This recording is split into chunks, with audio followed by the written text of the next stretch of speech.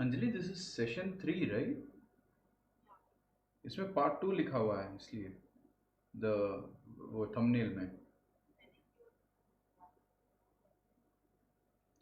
Am I? No, not yet. But anyway, the thumbnail shows part 2. I'm starting off. Yeah, bye.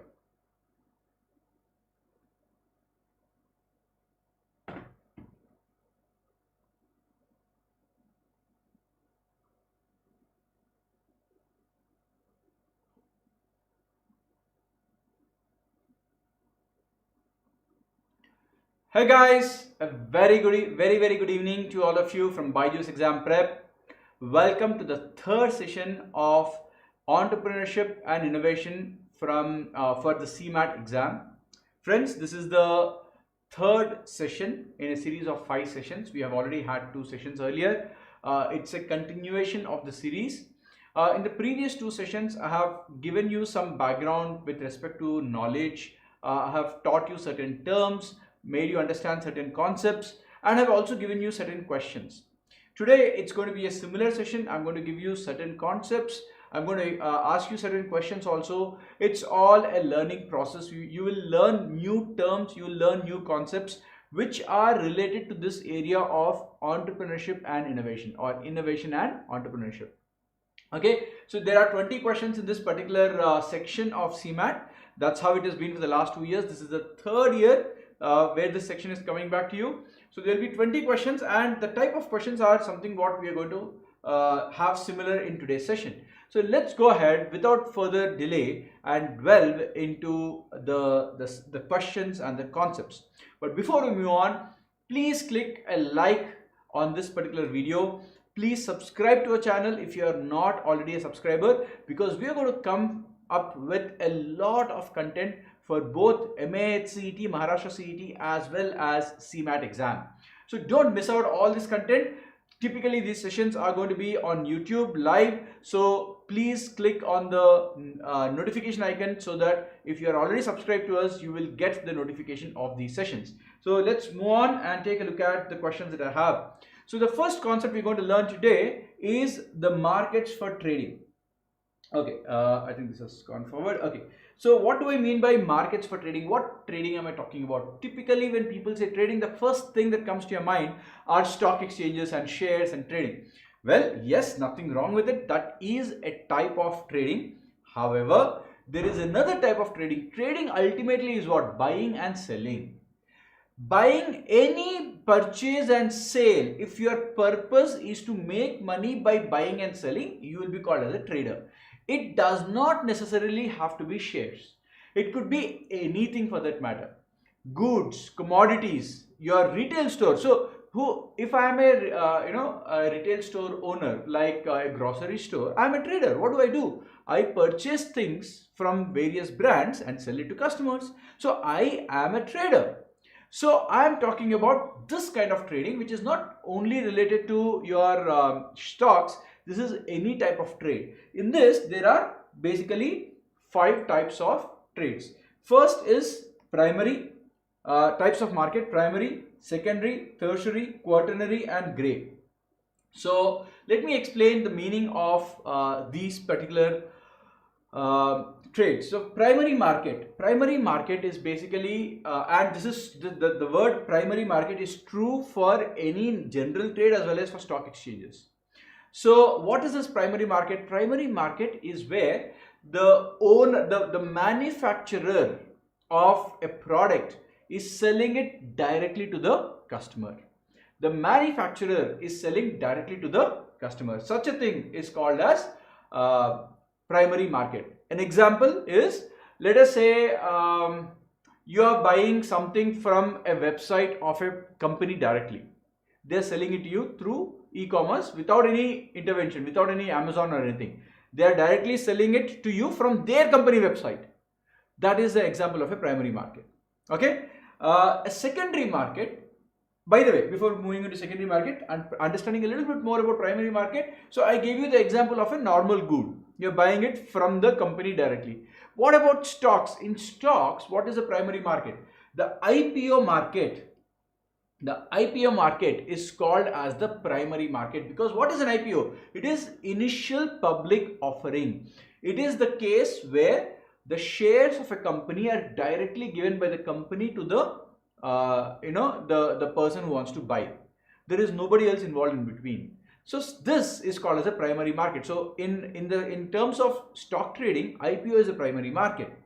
In terms of normal any other goods and services, your direct purchase is called as a primary market. Please remember, a retail store is not a primary market because a retail store is not the owner of the good that is being manufactured.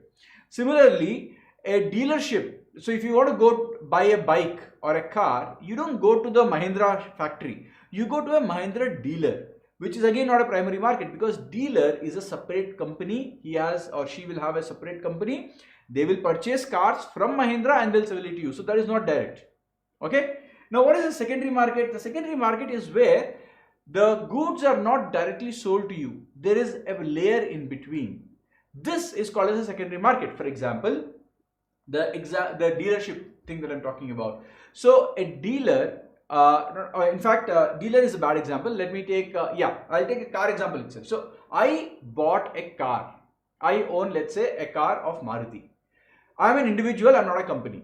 I don't have any company, I'm an individual. I want to sell this personally, my car, to another friend of mine. So this friend is buying the Maruti car from me, Srinivas.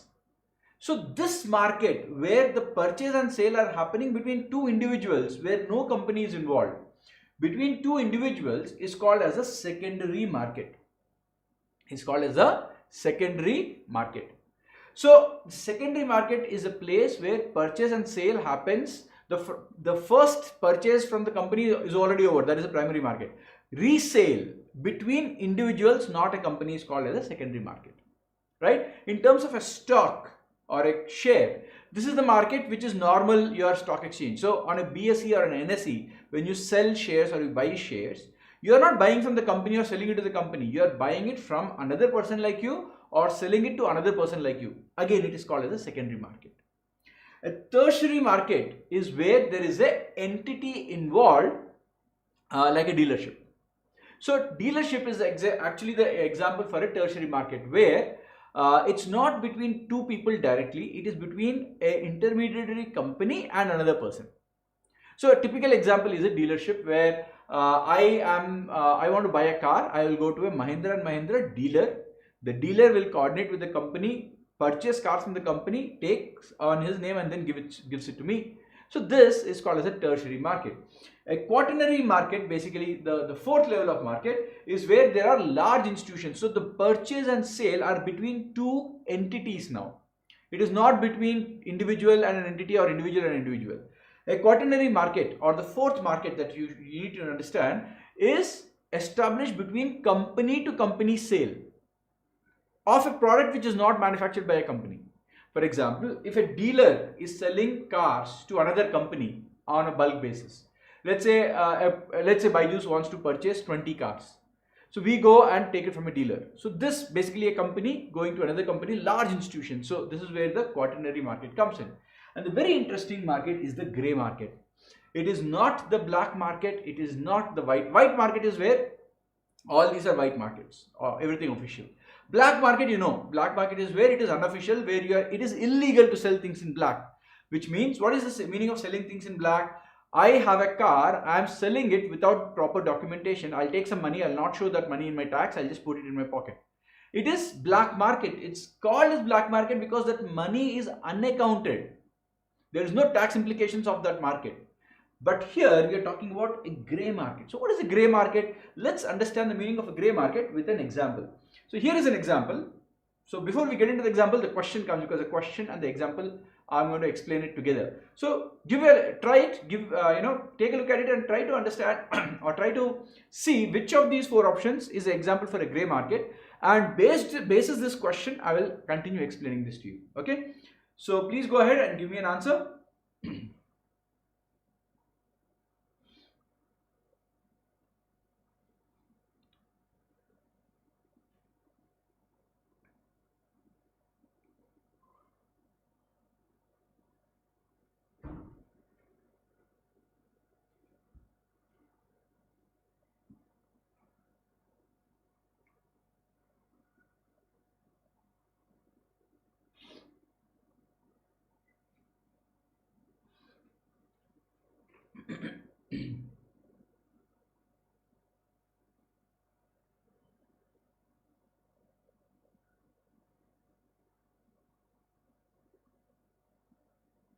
Okay, the correct answer here happens to be option D.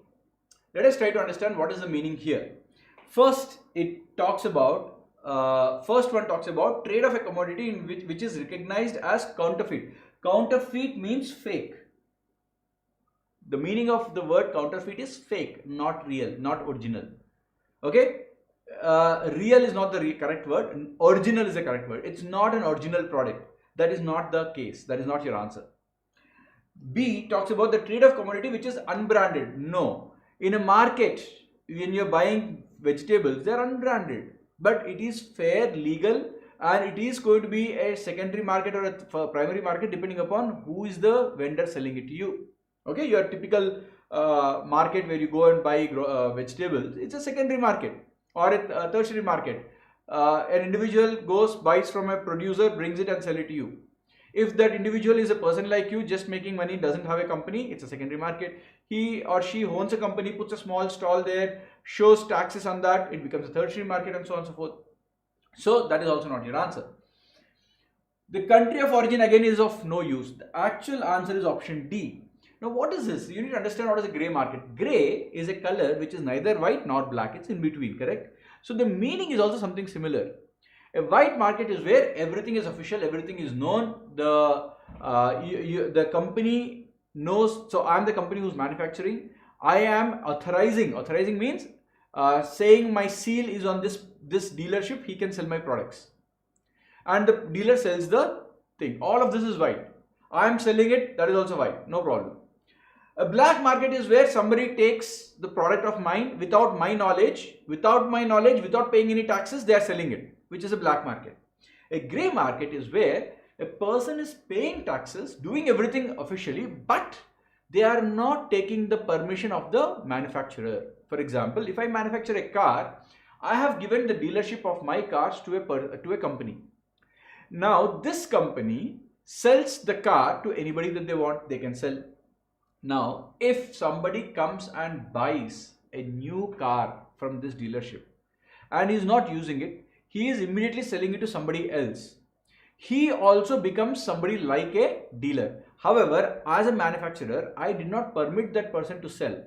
Permit means I can't stop him from selling also. He is allowed to sell because he is paying the taxes on it. He is legally doing everything. But however, the person who is taking from the dealership and again selling, as an example, this person does not have my direct approval. At the same time, it is not illegal also.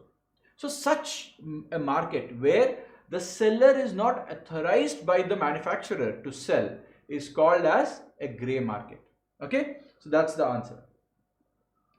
Okay, now another question based on the concept of sunk cost.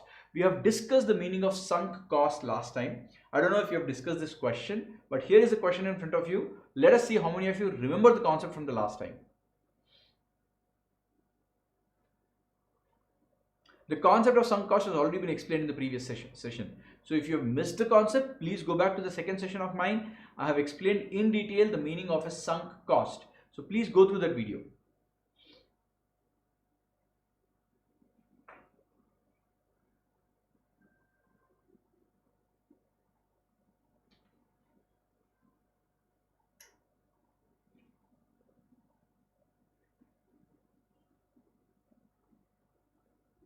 What is the answer?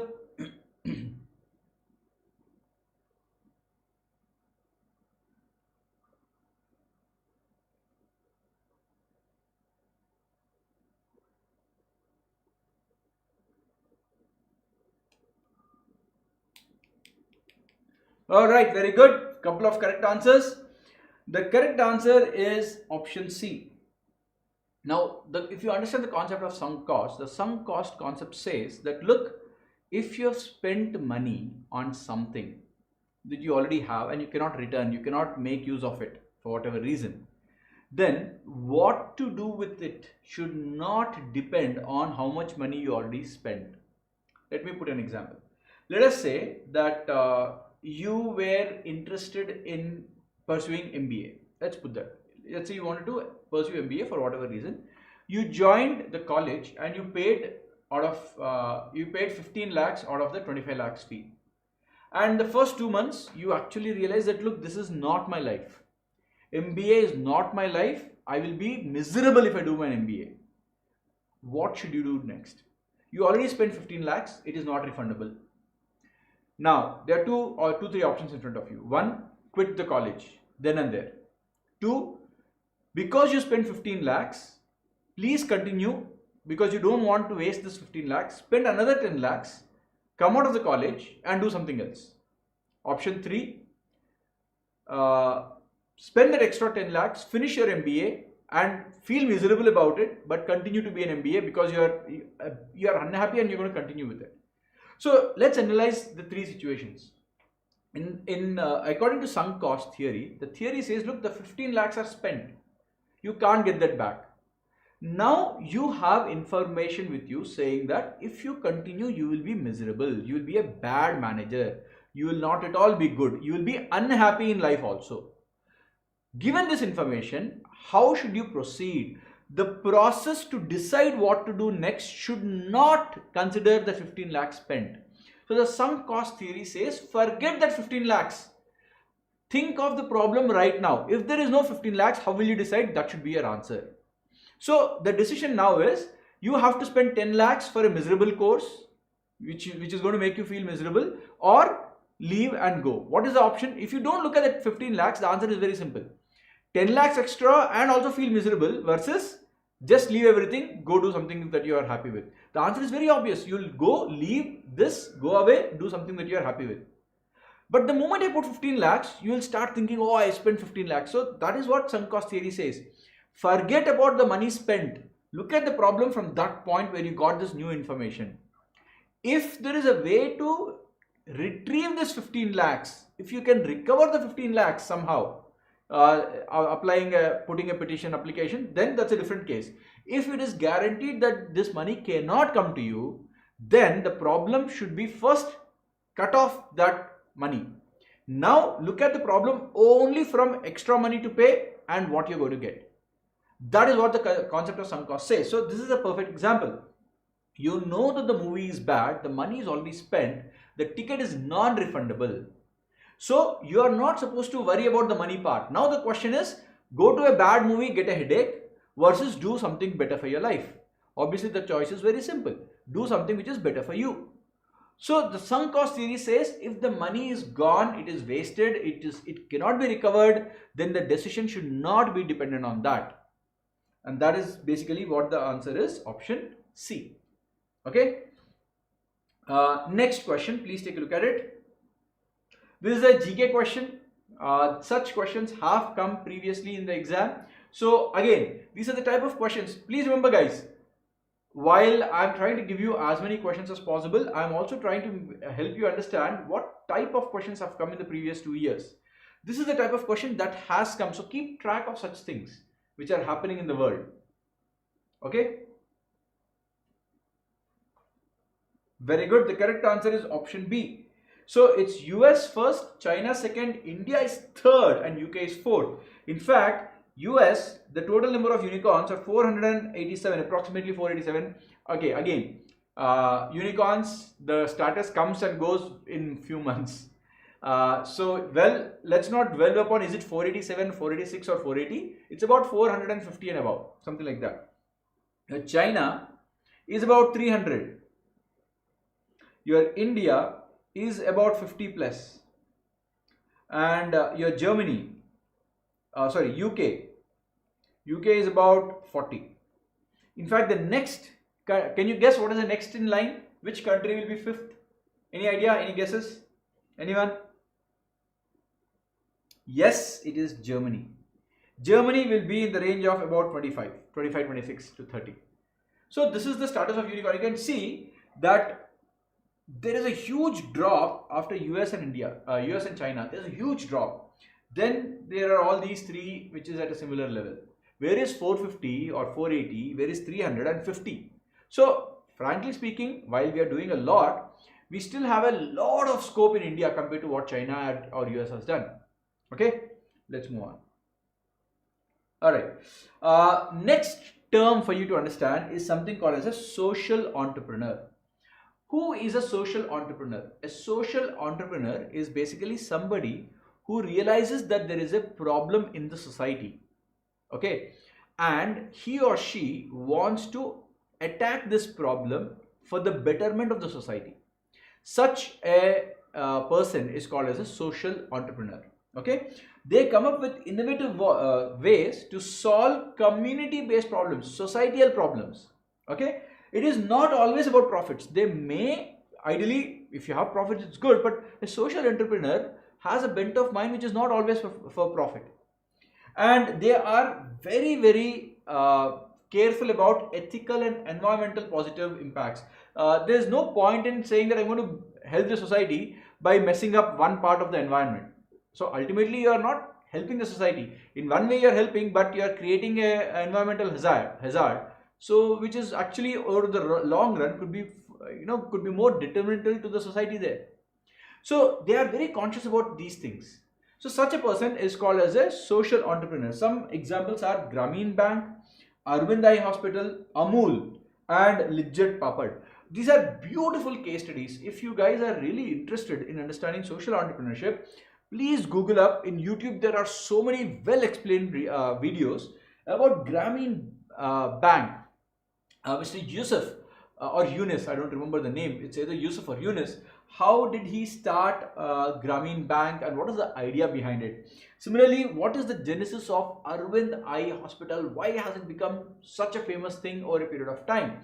Amul, everybody knows Amul dairy products. There's so many Amul dairy products, but how did it become so big and so successful? What is the problem that Amul was trying to solve? As well as Lijjat Papad. I don't know how many of you know this papad. It's a 7,000-8,000 crore company selling papads. It's a beautiful case study of how a women entrepreneur became successful at an era where working women was not a concept. At that point in time, a women entrepreneur, way back in, I don't know, I think it's 60s, 50s or 70s, something like that. A women entrepreneur from Mumbai started this Lijjat Papad and made it a huge success. So these are beautiful case studies. If you want to study, if you want to understand them, please YouTube it, Google it, whatever, you will get enough content on them. But these people actually they have seen a social problem which they wanted to attack. And as you know, as history speaks, when they are trying to solve a social problem, they were smart enough to also realize that this problem can be solved. I can empower a set of people who need that help. I can help them, and in the process, they can get rich, I can get rich too. That is what these people have realized. So this is called as social entrepreneurship. Not every time social entrepreneurship looks for profits. There are a lot of NGOs which do take care of social problems without looking at any profit also. Okay. Next, a question for you. What is the answer to this question?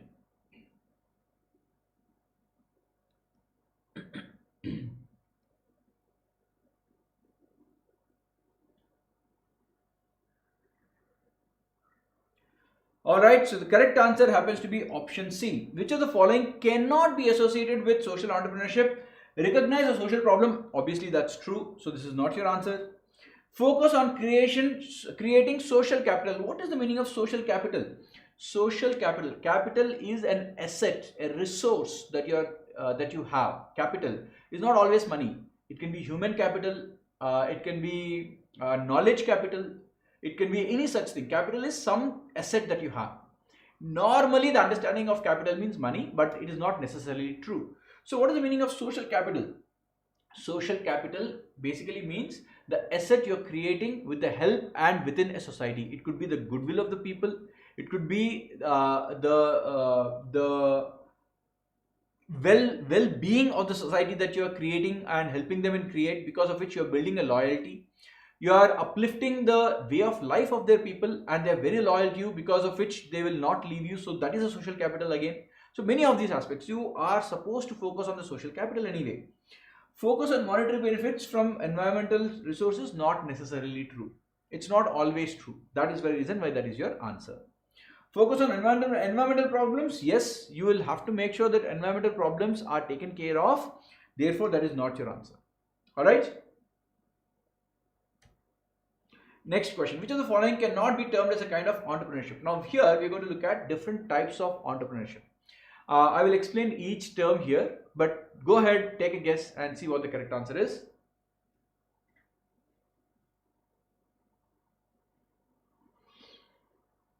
Yes, the correct answer is delinquent entrepreneurship. There is no such entrepreneurship at all. There's no such thing. But let's understand what is a technopreneurship. A technopreneurship is an entrepreneurship in the tech domain, very cutting edge technology, very simply to put forward. Hustler entrepreneurship is basically a person, an entrepreneur who is hustling. What is the meaning of hustling? Who is, how do I put it? Hustle is not exactly a negative word. It is used in a negative term, but hustler entrepreneurship is basically he's running 1 or 2 or 3 entrepreneurships, different companies, utilizing this resources and that resources in this, all legally, by the way, nothing illegal. But you are making ends meet between 2 or 3 things. You are running from pillar to post, basically making things happen by putting in all your effort. So that basically is a hustler entrepreneurship. And then finally you have imitative entrepreneurship. Imitative entrepreneurship is basically you are an entrepreneur who has a improvement over an existing company. So there is a big company which is manufacturing a product. You have an idea which is an incremental improvement on this product. So you are imitating the same product with a small change. Such kind of an entrepreneurship is called imitative entrepreneurship. People do that. They set up small companies which will imitate big companies, and they will exploit some weakness in that big company and get a market share. So these people are called as imitative entrepreneurs. Okay, moving on. Okay, which of the following is not a characteristic of entrepreneurs? So what are the characteristics of an entrepreneur? So this is where we are going to talk about the characteristics. It's a very simple thing. Go ahead and give me an answer. It's a very straightforward thing. An answer is very simple here. Let's see. Very good. The correct answer is none of these. All of them are characteristics. An entrepreneur should be creative. If you are not creative, you will not come up with anything new. He or she should be risk taking. Obviously, the definition of entrepreneurship itself is risk taking. You are leaving a guaranteed job and getting into something where the future is uncertain. That itself by nature is risk taking. Innovative, you have to be creative and therefore innovative. Being just creative is not good enough. You have to innovate, come up with a new idea. Obviously, that is required for an entrepreneur. So these are the three things which are required. Hence, the answer is none of these. The word entrepreneur is derived from which language? It's purely a guesswork. So let me put the answer in front of you. The answer is French. It is a French word. In fact, this French word was coined by a journalist first time, way back in 1940s or 50s. A gentleman from France, a journalist from France has coined this term entrepreneurship. So who is that person is the next question. Who coined the term entrepreneur? And the answer to this question is option A, Jean-Paul Sartre. Okay, so the the journalist or a TV anchor, basically Jean-Paul Sartre has framed this coin entrepreneurship. He is from France, and that's the genesis of the word entrepreneurship. So few things related to entrepreneurship that I've put in back to back. This is just information for you. There's no concept here. So I thought these are interesting points that they can always ask. So I've put them over here.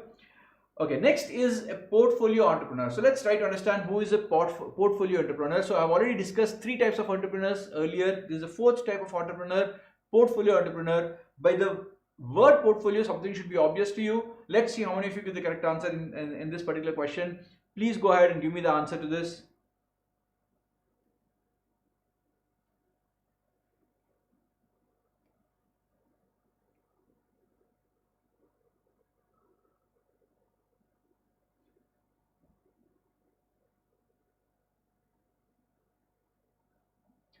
Yes, the correct answer happens to be option D. A portfolio entrepreneur is somebody who runs multiple entrepreneurships parallelly, multiple companies, businesses parallelly.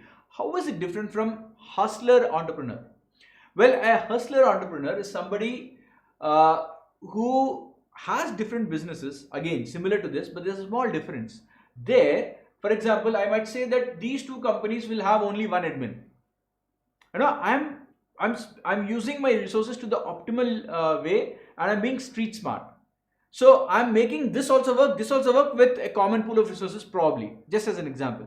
Whereas a portfolio entrepreneur may or may not do that, but the typical idea of a portfolio entrepreneur is somebody who by choice is into multiple multiple startups. For example, all these so portfolio startup investor is also somebody who puts money into multiple startups. But here we are talking about an entrepreneur who is starting 3 or 4 different businesses, may or may not be in similar lines, but have a very clear business distinction between each other. So hustler and portfolio are kind of similar, but here in a hustler, the person probably in that case is trying to make things happen with the limited amount of resources that they have, probably sharing of resources and sharing of assets and sharing of knowledge. Whereas here we are not talking about it, they are having different entities, each one is independent of each other, but he is the only connecting factor between all of them. So that's basically the difference, not a big difference, a slight difference there. Next is we're going to look at what are the forces that can affect a business. So when you're running a business, there are certain things within the company that can affect you. There are certain things outside of the company that can affect you. We're going to look at what are the external forces that can affect a business. Again, this is a concept we're going to learn, terms that we're going to learn, because this type of questions based on these concepts can be asked. So first is economical environment. Obviously, if the economy is not doing great, now no matter how great my idea is, it might not work because people are not really happy about spending money. So that is not under my control. See, internal and external forces. Internal forces are within my control, internal to the company. External forces are not within my control. I cannot control them. So economic environment is something which is at a larger scale, at a country level or a world level. It is not particularly to my company. I cannot. It is applicable to me, but I cannot control it. Legal environment. If the government comes up with a policy, for example, Paytm, it was doing its own business and there is a policy change, or RBI comes up with a rule. It doesn't have to be always policy. A rule comes up, or they are saying that this has to be followed. You are not following, stop. That is again not under my control. If the rule changes, probably Paytm is not the best example, but if there is a rule that has been changed and currently my business is based on an initial set of rules, but the government changed the rules and my business becomes unviable. So that's again not under my control. So legal environment is something which is not under my control.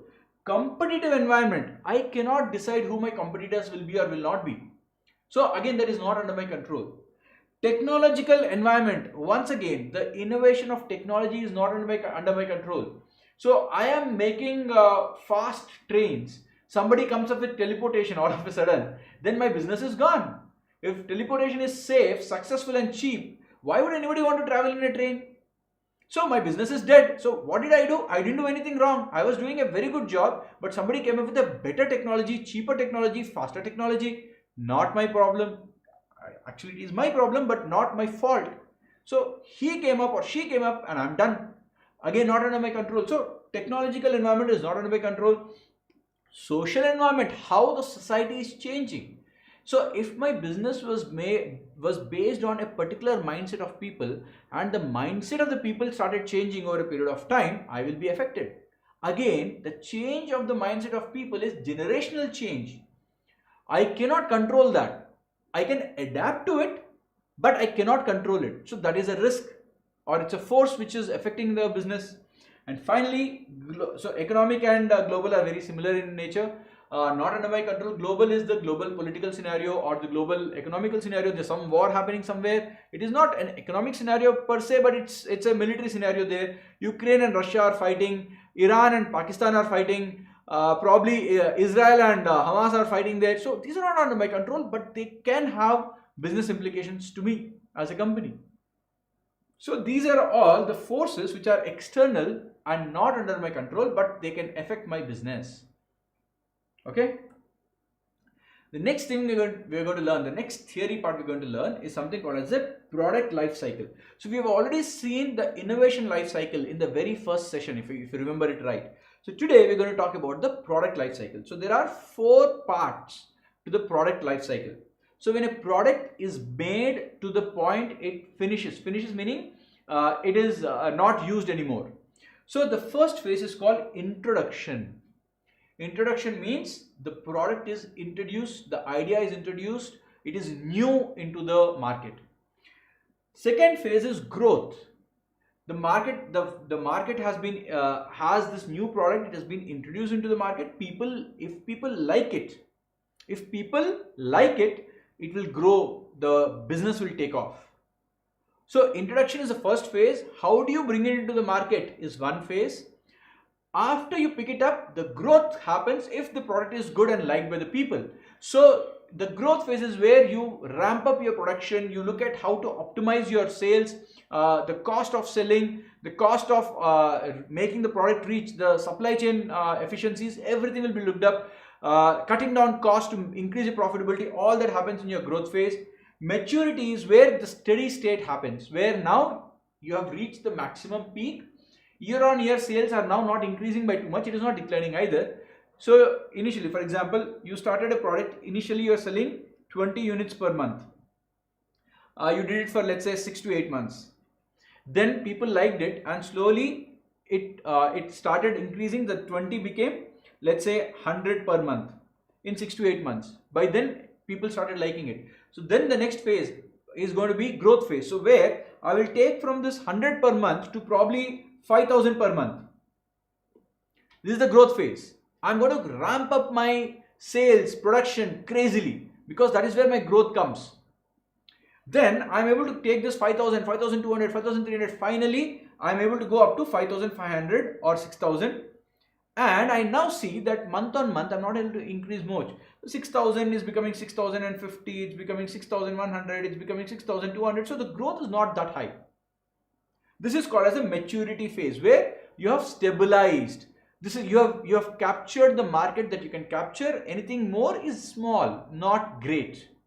This is called as a maturity. After a long time from maturity, now people are fed up of your product because it has become old. People want new things. Why do you think cell phones keep coming out, or OnePlus and Oppo, Vivo, iPhone? Every other few months they'll come up with a new model. Why? Because they don't want people to get bored. So after a certain time of maturity, now people will stop buying, which is basically the decline in sales. This is where the sales will start declining, which means you need to understand that it is a natural phenomena. The product has become successful. After a long time, it will start declining. It will decline. So sometimes the decline something can be done about the decline. Sometimes nothing can be done about the decline, because the product is now people are finding it to be bored. So you have to introduce a new product in its place. So a lot of brands do that. They see that the product has reached its maturity, and after that they'll be getting ready for the next product. Once it starts into the declining phase, they will have a new product to take off, so that all these customers who are leaving this product will not go to a competitor. They'll come back to a new product of my own company. It's all well planned. So it's very important to understand these phases of a new product. Okay, a question for you. So we have seen two life cycles till now. We have seen product life cycle, we have seen innovation life cycle, the third life cycle, which is the entrepreneurial life cycle. If you understood the first two life cycles, you should be able to give me the answer for the entrepreneurial life cycle. So the life cycle of an entrepreneur in a particular business. What is the answer? Go ahead, take a look at it, give me the answer. Well, the correct answer is option C. Of course, the first part has to be startup. You're an entrepreneur, you're starting a business. Then if the business idea is successful, you will get growth, which is similar to what we have seen product life cycle. Then you'll reach maturity. After maturity, in an entrepreneurial life cycle, it is not decline. See, the business will not decline. The business will continue, because only a product will decline. You will bring up a new product, so the business will continue. But it is called as an exit for the entrepreneur. So typically, an entrepreneur, if he sees a good exit where a big company wants to purchase an ownership of my company because they see a lot of value in what I'm doing. Now, as an entrepreneur, I have two choices. I can say no to them, saying that no, I want to run this. Or if I want to enjoy my rest of the life, make a lot of money by selling, let's say, 20%, 30%, 50%, 60% of the ownership, depending upon what is the valuation that I have. I can make a ton of money and enjoy for at least few years before I start another business. So that phase is called as the exit phase. Now, how is exit done? It is done in multiple ways. You can exit by doing an IPO. You can exit by selling your shares to somebody. You can exit by merging with another company. These are not the only three ways. There are many number of ways. Exit basically means you are no longer required to be the force driving this.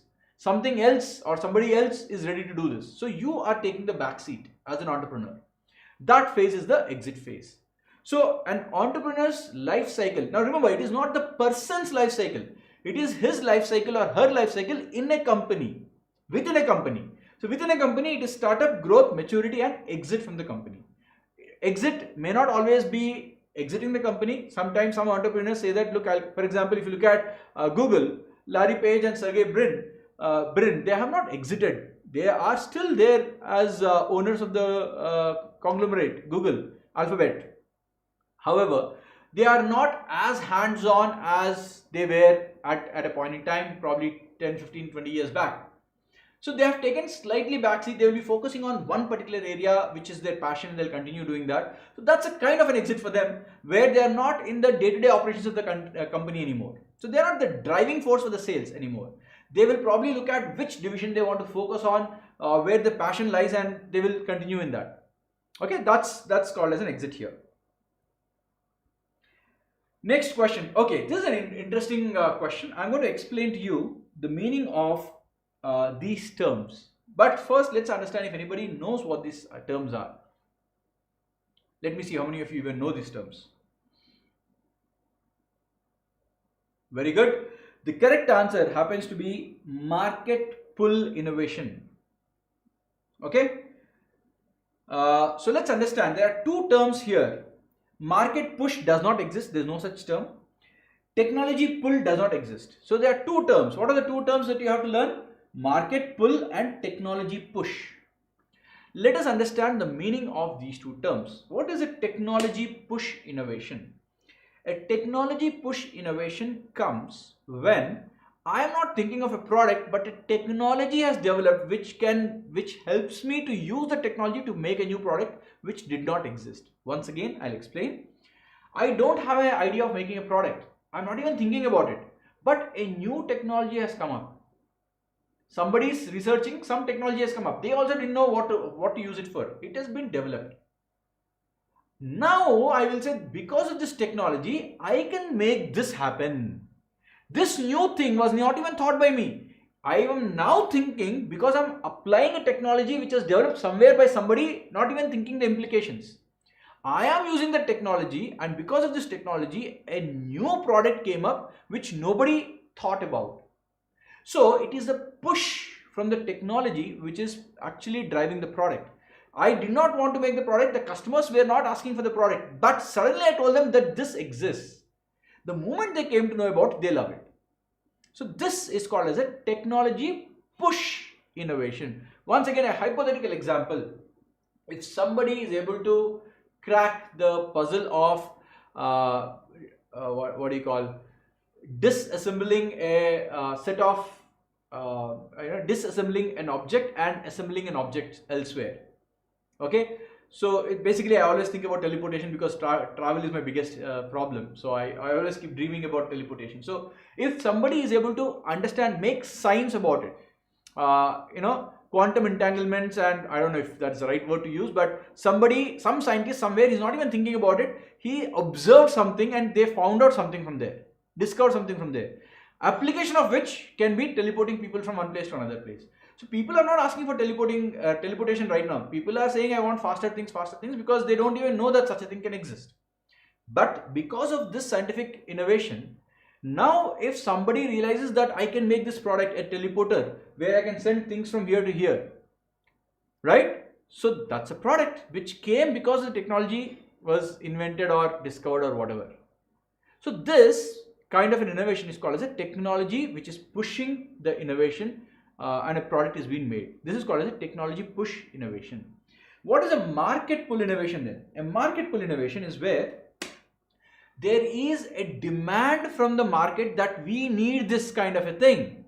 And because of the demand, I am putting people to work on making such a product.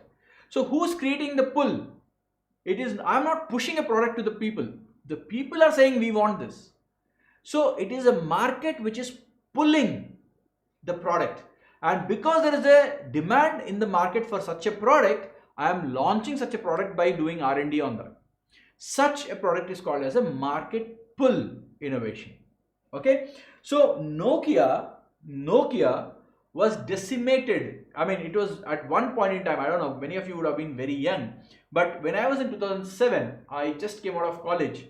In 2007 or 2000, in fact 2005, 2004, 2003, it was Nokia everywhere. Any phone you randomly pick, it is Nokia phone. That's how famous it was. Today, people might not even know what is Nokia. It was such a big brand. People could not even envision that Nokia will fail so badly. That's how big it was. Then suddenly Apple came with its new feature phone, new smartphone, and well, people took on.